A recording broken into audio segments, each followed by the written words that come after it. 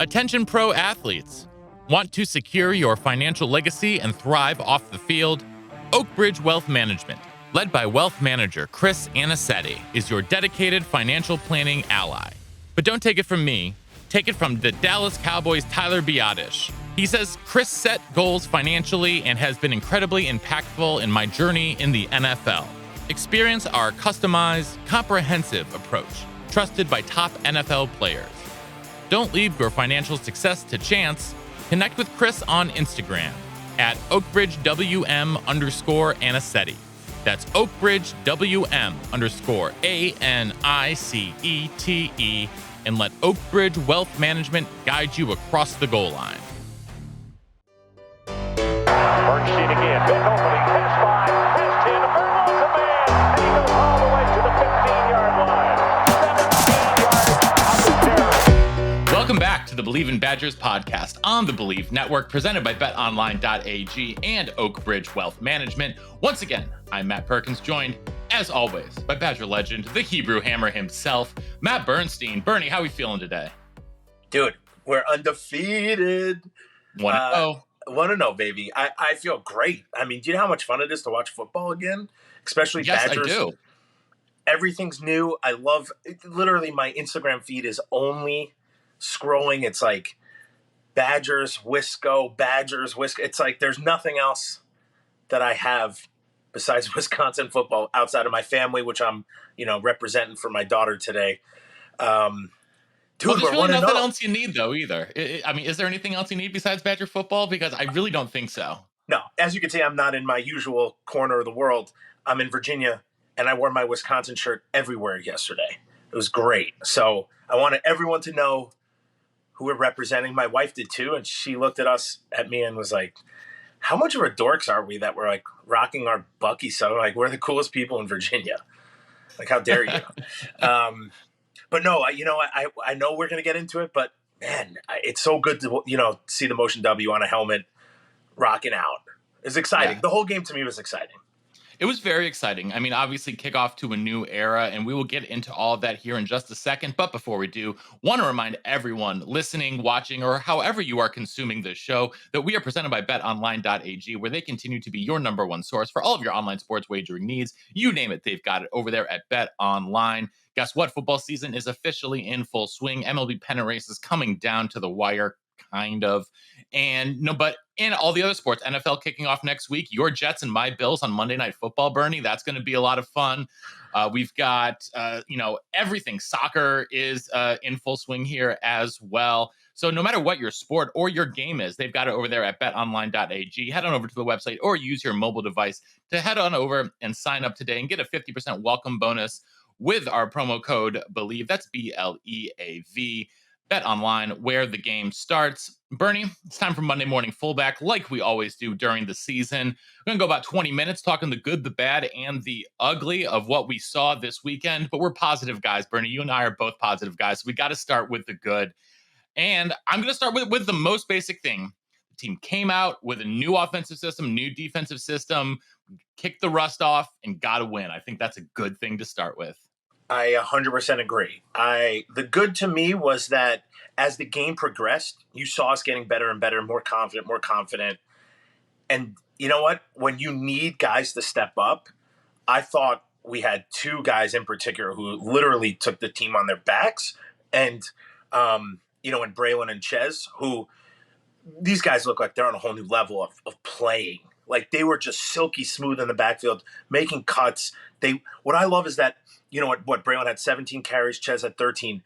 That would have been 30 for Braelon in game one last year, a couple years, 5 years back. So I love that they're be able to bounce that off. So now Braelon's not going to be destroyed. He's going to be fresh for Washington State. But on top of that, let me jump in there, Bernie. He also had 7 catches. And not a ton of yards on the catches, but you like to see that he is going to be a receiving threat out of the backfield. So he ends up getting 24 touches. He's the most important player on the offense outside of Tanner Mordecai, probably. And I think you can make a case that he's the most important player on the offense because of what he brings with his physicality and his ability to punish guys. You saw him really run through some dudes. There were a couple of times there, especially on that longer run there, and I think it was third or fourth quarter, where that set them up for the touchdown. I think he got the next play. I saw him truck a guy, and I don't think that guy wanted to come back and play any more football after that. But, to be fair, if he's coming at me with a full head of steam, that 245 pounds, I might not want to do that either. But I like seeing Braelon get involved in the passing game. And I thought both of those guys were adequate in pass protection at least. And so we didn't really see a lot of Jackson Aker until the game was pretty much sealed up and locked out. But just seeing those two guys out there, one of them was out there for pretty much every snap. And it was nice to see the versatility and the ability. And Chez looks 100% healthy. I think really for the first time in a Badger uniform, he's truly healthy. And you see what he can do. That 89-yard run was electric. Whew, beautiful. You bring up a lot of good points. I think with those guys catching the ball, the versatility of the offense, there's so many weapons. I mean, what did we say? There's like 8 or 9 guys had a catch. I mean, Tanner Mordecai had a catch off of a batted ball. That was a little weird. So it technically counts as a catch for him. I think 7 different players had a catch though. Listen, if you take away 2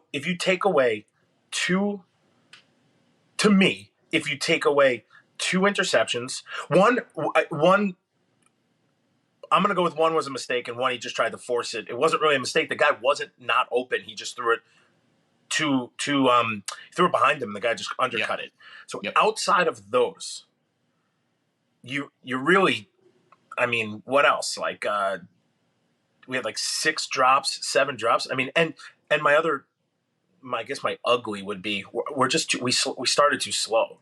It felt like all the hype, all the anxiety, all the pressure, all the yada, yada, yada, took 2 quarters to kind of shake that all off. Also, Matt, the good, I like our offense. We beat them up physically, but we also beat them up in just the way that we're so conditioned now. I mean, the O-line wasn't hands on hips. They didn't look tired.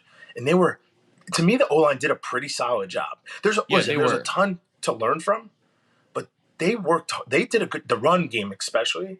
They were whooping people's butts. Dude, the pass game's hard. You get these different reads. There's a lot of tape to go over. But I thought the O-line played pretty well, and they were beating people up, and they were doing it the whole game. Yeah, to me, Riley Mallman, the right tackle, was the star of the offensive line. They all played solid. I think Tanner Bortolini, you still see a couple issues with the snaps. When, in the shotgun, he's floating them instead of really getting them back to Mordecai quickly. And I think that extra quarter of a second can be helpful if we can get him a little bit more confident in his snapping. I imagine when Jake Renfro gets back, he's going to slide into that center spot, and we'll see what happens with Bort, who we know is the most versatile of the offensive linemen that the Badgers have. He can play pretty much every position on the line. I thought that Joe Huber in his first game, the Cincinnati transfer, started at left guard. I thought he played well. Michael Furtney, 6-year senior, solid. Jack Nelson gave up 1 sack. I think it's going to be interesting to see how he progresses as the blindside protector. He's not going to get with considering how thin the Badgers are at tight end, he's not going to get a lot of help this season. He's going to be left on an island alone. He's going to really have to step up as Mordecai's blindside protector. But overall, I think that Buffalo came with a lot of blitzes, a lot of stunts, and they did a pretty good job picking those up and passing them off. But I talked about tight ends quickly. Got to highlight true freshman Tucker Ashcraft, who looked like he belonged. He physically and mentally looked like he belonged in his first college game as a true freshman, in the 2 deep. And not only did he not make any mistakes, he made a couple really nice catches. And I think that you see why the coaching staff is so high on him. He has the upside to be a real impact player down the line. Bernie, elsewhere on the offense, do you have anything else you want to talk about? I mean, I was excited to watch the offense. I just really was. The up tempo. My only negative is we started too slow, and that was it. And I'm not. Skylar Bell had a drop that was going to put the nail in the coffin. Well, wasn't going to pull the nail. I feel like though, that was like 2 plays, I think, before that first interception. He catches that ball, takes it to the house. This is a completely different game, and I think we see a blowout. And Coach Fickell in his press conference said that he wanted to play clean. They didn't do it exactly, but I think they did it way better than we've seen, especially last year. We were having like 5, 6, penalties. We had a couple. But overall, like, not well oiled yet, but like at least giving me hope that we can get there. They didn't give up. They played hard, and then they came out in the second half. And to me, they scored 14. I can't even do the math, but they scored more points in the second half, which I like. And I think that's the tempo that's going to wear teams down. It's impossible to practice against unless your offense does it. And I didn't see any of our guys really exhausted, even on defense. And I think we did come out vanilla. So, like, you knew this was going to happen. It's Buffalo. It's their championship. Buffalo came out and played a pretty good game. Yeah. They stuck to with what they were going to do. They got the ball out quick. We didn't have any sacks, but they were whipping the ball. That guy wasn't holding it for a second. They were max protect. We gave them some of the under routes. You know what? Great. Good for you, Buffalo. That was interesting.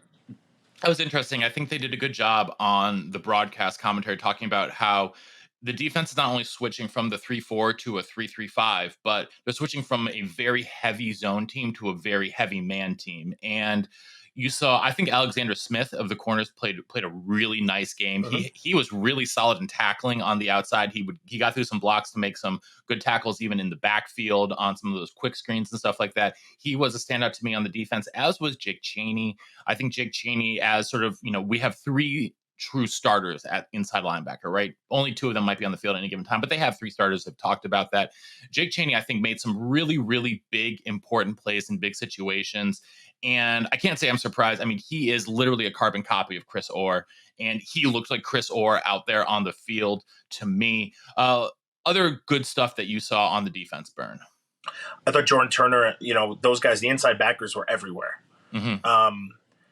You're right. This is game one against an actual opponent. Like that, we have to really say that we went from a scheme that all these dudes knew for 4 years, 5 years, some of them. Now it's their 6th year, and it's all new stuff. So that's what's the point of the great thing about these limp-in games kind of is that you're getting a team's best. Buffalo gave us their best for at least 2.5 quarters. Like I was impressed how hard they were playing. But it's good for our guys. That film is invaluable, right? Like the look is invaluable. Now we go to Washington State. We got to take that step forward. I think Coach said it also on his press conference. Like tackling wasn't that good. You saw a lot of missed tackles. But those are things you shore up, right? That's speed of the game. You see it once. It's going to be – you can coach that now, right? Like these guys were there to make the play. I think we'll see a better defense and a way better offense come next week. Attention athletes. Do you want a frictionless and tailored financial planning experience to secure your future? Well, look no further. Introducing Oak Ridge Wealth Management, the premier financial planning firm for professional athletes. Led by wealth manager Chris Anicetti, our team provides a unique and comprehensive approach, ensuring your financial success both on and off the field.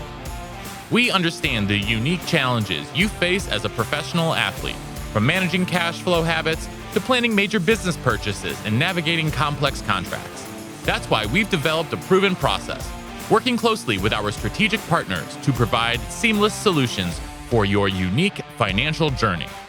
Our services evolve with your career, offering short, mid, and long-term goal setting, portfolio optimization, real estate investments, and more. As you transition to life beyond the field, we support you with career development and philanthropic ventures. But don't just take our word for it. Top NFL players like Chase, Tyler Biadasz, Alec Ingold, and more trust Oak Ridge Wealth Management to guide them towards financial success. Troy Dye of the Minnesota Vikings says, "I really love the work that Chris and the rest of the Oak Ridge group do. I especially like the honesty and transparency when it comes to setting up financial goals and plans that best fit my needs and situation. It's time to elevate your financial game plan. Connect with Chris on Instagram at OakBridgeWM_Anicetti. That's OakBridgeWM_ANICETE. And join the winning team." Yeah, so let's move into, I think that's the good. I'll get into the bad here. We have to, find some deltas, right? Find some things that need improvement. And I think the first one of them that I want to talk about is the pass rush or lack thereof. 0 sacks on the day, not even a lot of pressures. Now, that was a lot of due to the fact that Buffalo was going really quick with a lot of their passes. Still, I would have liked to have seen a little bit more pressure, especially from Daryl Peterson, CJ Getz, Jeff Pietrowski, those outside linebackers who we were expecting to get in there.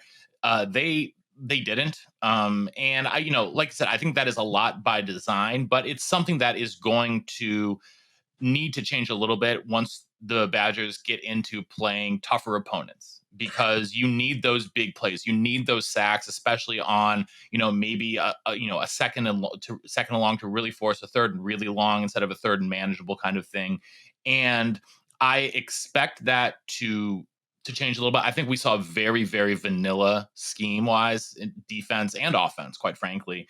But I think the defense, we're going to want to see more pressure. I think they'll be coming with more pressure up the middle. I mentioned Jake Chaney earlier. I think he's going to be a guy who we see blitzing the A gaps a lot moving forward. I think that is a place where the Badgers can really get more pressure on the quarterback, on the offensive line.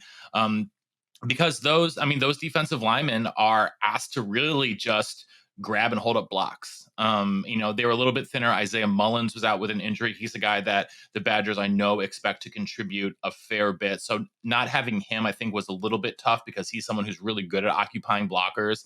I think that when you look at James Thompson and Rodas Johnson, they were fine. They were solid, but we're going to need to see either more linemen holding up blockers so those linebackers can get in, or those guys, becoming more true pass rushers.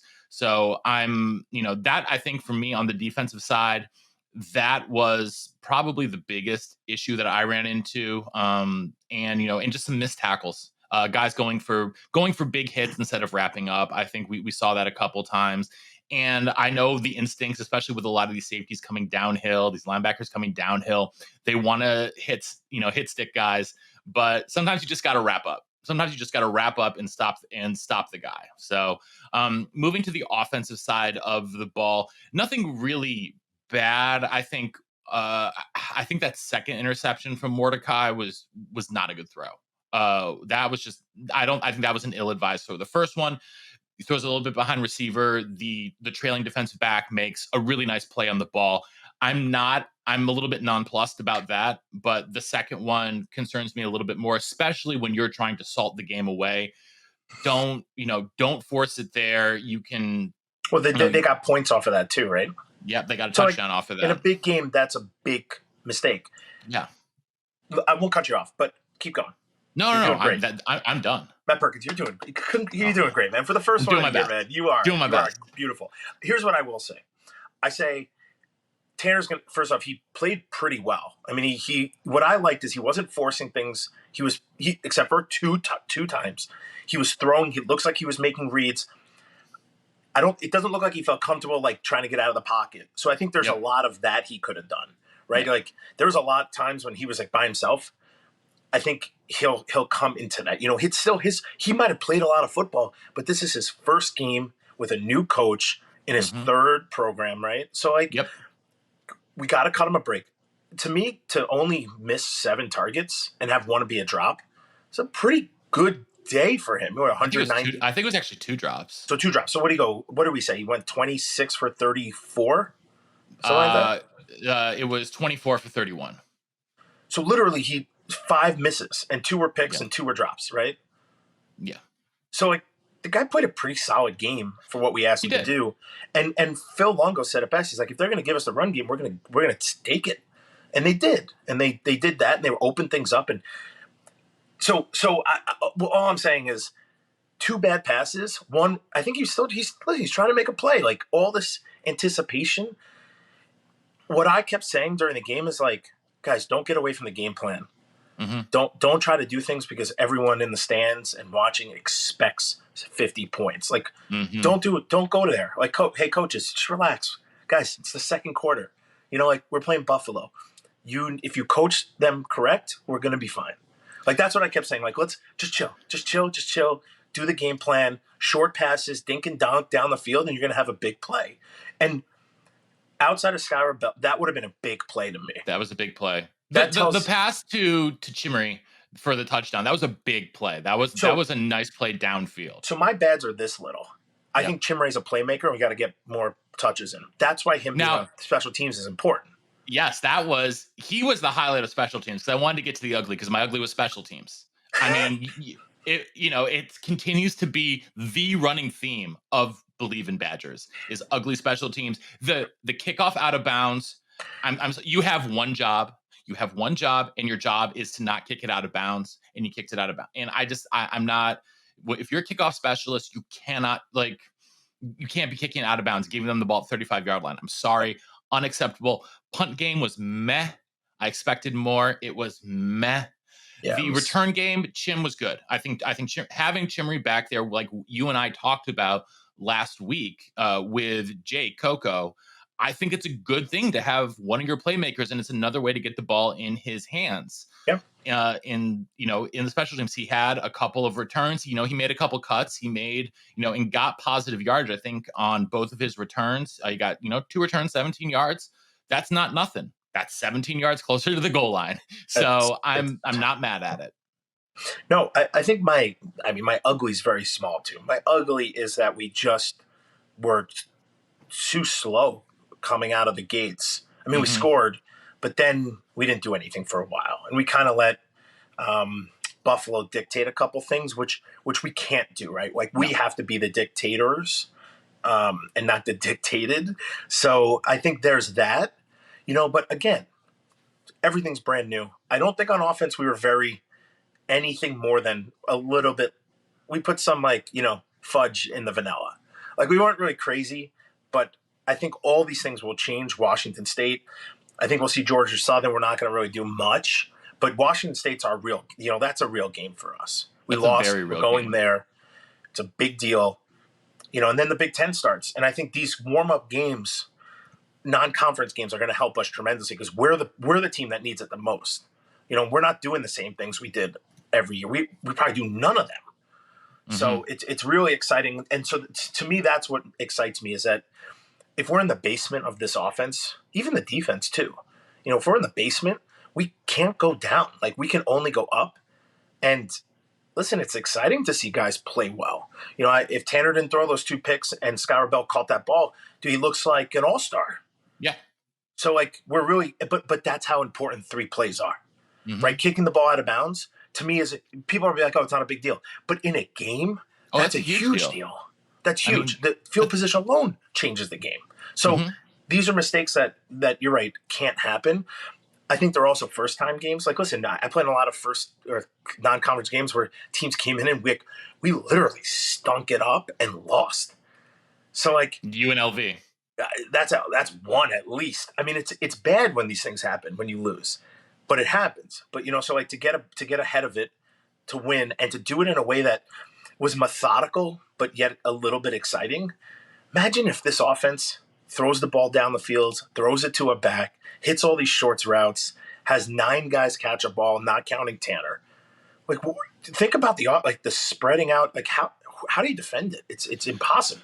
Well, that's the thing, right? Because there was 3 wide receivers on darn near every play, at least you saw those light boxes that we were looking for. And that's why the run game was so effective moving the ball, right? I mean, Braelon and Chez were running into 5 and 6 man boxes all game long. And you see why that's so important for these guys, especially when you have a physical back like Braelon, who is, instead of a 240-pound Mike linebacker coming up to tackle him where it's a fair fight, now it's a nickel corner. Now it's a free safety trying to come and tackle him in space, and that's not a fair fight. And so Braelon lit somebody up on lit them up, crushed them to the ground on a blitz.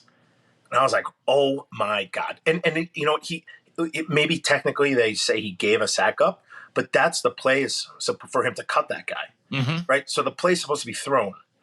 So that's what I'm pretty sure if you're telling your back to cut somebody, it's a quick throw. So Tanner didn't throw it because the guy probably just wasn't open. I didn't watch the play in that much depth, which means that, yes, it's kind of a mark for Braelon, but it's not because that's not the game.